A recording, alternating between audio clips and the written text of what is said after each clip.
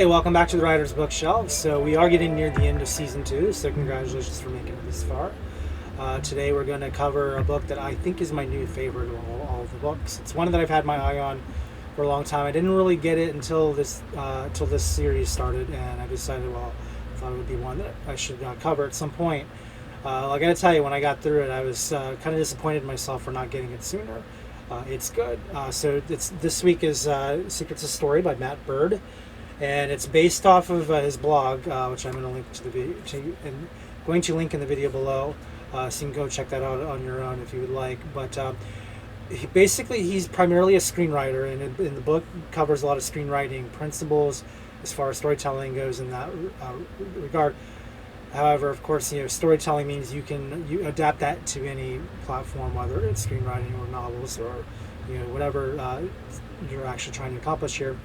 But what's nice about this one is he gives you the breakdown of what these secrets are based on concept, not necessarily by a particular order of things.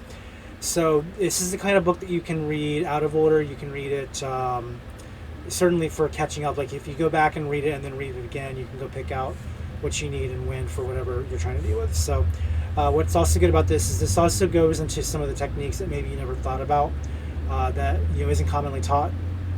You could probably pick up on it the more you read, but there's just a lot of things about the little nuanced things that really make your story pop that aren't necessarily discussed. So let's look at an example here. We have in chapter 9, we have interweaving and irreconcilable. Cannot speak today. But what else is new? Interweaving and irreconcilable themes. I think I said that right. And of course, what that does is it goes through the question of what is the theme, and then it talks about the misconceptions. Every chapter has a misconception idea and then the au contraire idea. So the misconception is the misconception of what the item is about. So here's an example. If we say, what is theme? Theme is often misunderstood and unfairly maligned. Some writers like to boast that they purposely ignore it because they don't want to impose an overriding moral judgment onto their stories. But a theme is not the same thing as a moral. In the end, every story must have a theme, but it shouldn't be artificially imposed on the story. Rather, it should arise naturally when irreconcilable, I still can't say that word, values come into conflict. So, your audience doesn't want to reach the end of your story and ask, so what was your point? Was this a meaningless series of events? If your story is going to resonate, then you have to intrigue the audience with a thorny problem and draw them deeper into those thorns every step of the way. If they're going to fully identify with your hero, they must get drawn into your hero's painful dilemmas until they feel anxious and picture themselves in this situation. That's when they'll be totally engrossed. So that's a basic overview of what the chapter is about and what the subject is and what the writer's perspective is. Then we go into the misconceptions of themes. So here's what an example. Misconception might be your theme is the moral of the story. The au contraire, which is the thing that he always uses to rebut the statement. It is better to deliver your theme in the form of an ironic, irreconcilable dilemma of good versus good or evil versus evil. You are exploring this dilemma, not delivering a moral. Okay, so he'll go through a few of those before he gets to the end of his misconceptions. And what's nice about that is it gives you an idea of seeing the truth of what the item is. So you're not just going in and guessing, like, am I doing this correctly? You can answer that question for yourself, provided that you actually think about what he's saying and consider whether or not that's something that rings true. Does that measure up to what theme is? So that's something that I think is worthwhile. And it's like every chapter is like that. Another example chapter is trying to save my place here. Staging strategic scene work. Okay, and it's the same format. You have your descriptor there at the top, and then you have your misconception and your au contraire section, and it's just the whole book is like that. And there's again no running cohesive element here. Some of your chapters, as an example, are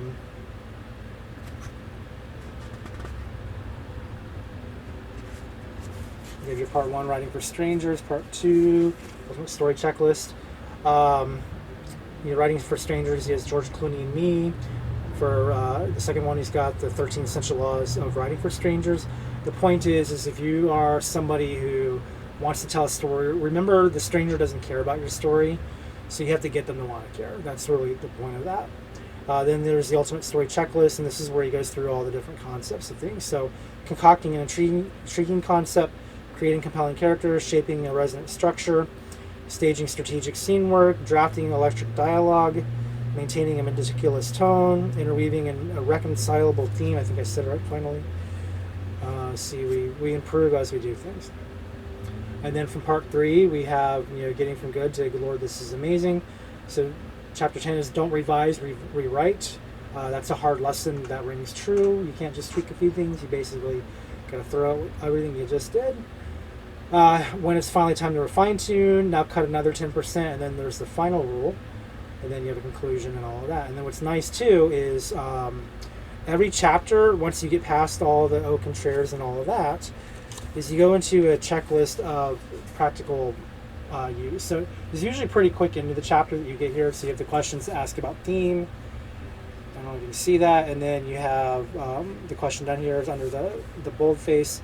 And then, of course, you ask the questions. So each area has its own outline section that it's going to cover. And then from there on, you can cover all the different components of that checklist. So questions to ask about theme. Now that we've dispelled misconceptions about theme, let's look at 4 important qualities your theme should possess. It should be difficult. Is the meaning of the story derived from a fundamental moral dilemma? Grounded, do the moral stakes ring true to the world of the audience? Subtle, is the theme interwoven throughout so it doesn't have to be frequently discussed? And untidy, I like this one, is the dilemma ultimately irresolvable? So these are some things that you can ask the question for, and then of course each section will go out and try to determine how you might approach that. Again, there's no hard, fast rules here. They're all suggestions, but they're all good suggestions. And that's just a basic overview of how this book is laid out. As you go further into near the end, you will eventually get this notification that he has on his website, 122 different questions you can go through as a checklist to see if your book has these elements. And the good news is in the second edition, I think this is, or the edition with the afterword, which is what I have, and the appendix and all of that. The appendix actually is those same questions. So if you go to the appendix, you can see all those 122 questions right there in front of you, and just you can. What he says is when you're asking the question, you're not necessarily trying to get a right or wrong answer. Like you're not trying to necessarily achieve all the 122 questions in a way that's applicable, because not every story needs 122 questions. The idea is that you're going to score your book based off of the ones you can answer, and depending on the number you get will depend on how well it is, or how much, or how well it adheres to the question. So he actually gives an example of some high quality books and their scores, if I can remember where that is. I believe it is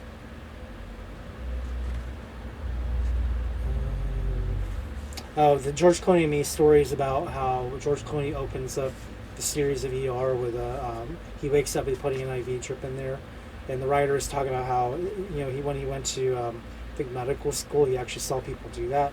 So the interesting thing wasn't that George Clooney made that up, it's that it's so authentic that it captured something they would have actually done in the ER, which I think is kind of an interesting thing in and of itself. So that's just something interesting, I think. Now, as far as the score,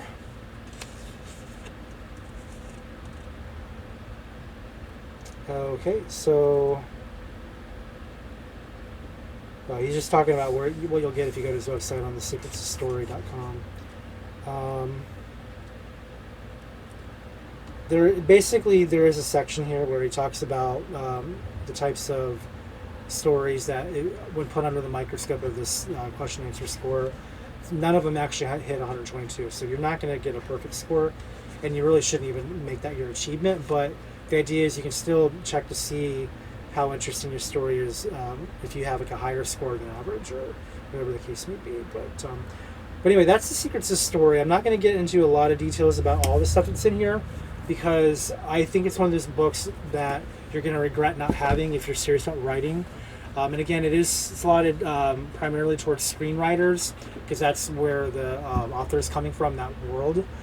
But he does not at all dismiss other writing types. Like any story structure is story structure, regardless of the format you're using. And that's sort of the point that he's making here too, is whether you're writing for screen or for paperback or whatever. Okay, so this is going to probably seem a little disjointed. My OBS just crashed as I was talking. So I was basically done anyway. There's not really anything more to add here. I do highly recommend this book. Again, Secrets of Story. I think I just showed it to you. But it's one that I think I'll consider my new favorite. As far as, again, not to dismiss all the other ones we did, it's my favorite in the fact that it's my favorite one that you can just go pick up and review whenever you're struggling with a particular part of your story. I do not think it's the kind of book you have to read like obsessively and keep going back and forth from like, okay, from beginning to end, beginning to end. You can sort of, take the elements that you need that your story is suffering from and use his techniques to punch up that area of your story. So that's really, I think, what the appeal of this is. And if you're a screenwriter, it also helps you write shorter because, your writing space is much compressed compared to novels and things. But doesn't mean that you shouldn't make every word count in a novel either. I mean, it's going to still recommend that you economize your words as best as possible. But the point is that there's no reason anymore. If you have this book and you take it seriously, there's no reason to have a bad story. You just you go through and see what works. What do you not feel right about your story, and then see if there's something in the book that will help you identify not only the problem but a better way to handle it. So, and again, it's not a how-to in the traditional sense. It's again going for those elements that we don't always think about, or maybe we don't even realize that we need to think about. So I highly recommend it. I know it's near the end of the season for this particular run, but I think it's a good idea that we end on the high notes of those kinds of books that just allow us to kind of run free and be creative while still being interesting and writing stories that, again, we're invited to tell. And that goes back to the beginning of the book where he talks about the invasive writer or storyteller who tells a story that no one wants to hear. You got to make them want to hear it. So, good book. Highly recommend it. I hope you'll get it. It's not, it's not cheap. It's $20 unless you get it on sale. But I think it's $20 well spent if you are serious about this. So that's it. We do have one more book that we're doing for the complete season of season 2. It's going to be another revision book. I'm actually currently still reading it as I record this. So you'll get it next week. I won't record it until I'm done, which who knows when that'll be. This is right now, we're in July. And this is not going to go live until like September, October. So you won't notice the difference, but for me, I can't be sure when I'll have it ready. But I can tell you it's going to be another really good one, and it's going to have a lot of the same kind of, it's going to really piggyback well off of this one, because it's got a very similar style and structure. But we'll talk more about that next week, so do come back. It will be our last book of the season before I go into the bonus round. Bonus round is just going to be like dictionaries and things, so if you want to stick around for that, please do. If you don't care about your words and vocabulary, then it may not be a bonus round that you are going to care much about. But I'm going to cover some specialty dictionaries and things that you might be interested in if you want to take your vocabulary building more seriously. But that'll be our bonus series for this season, and then that's going to go. I have 4 books planned for that. And then after that, we'll decide what we're going to do for season 3. I don't know yet when I'm going to start it, because I'm getting a little burned out, and my view count's not really convincing me that it's in high demand at the moment. So I may take a short break between the last bonus and the beginning of season 3 to give me more time not only to collect more books and get caught up, but also to just get my batteries recharged, because the problem when I'm reading all these books is I'm not reading enough of the books I want to read, like my different fiction titles, which I hopefully by the time this is live I'll have started the Reader's Bookshelf. It is on the plan. I was going to probably start recording those in August, if I do them at all. So if you see them, great, I started them. If you don't, it was on the planner.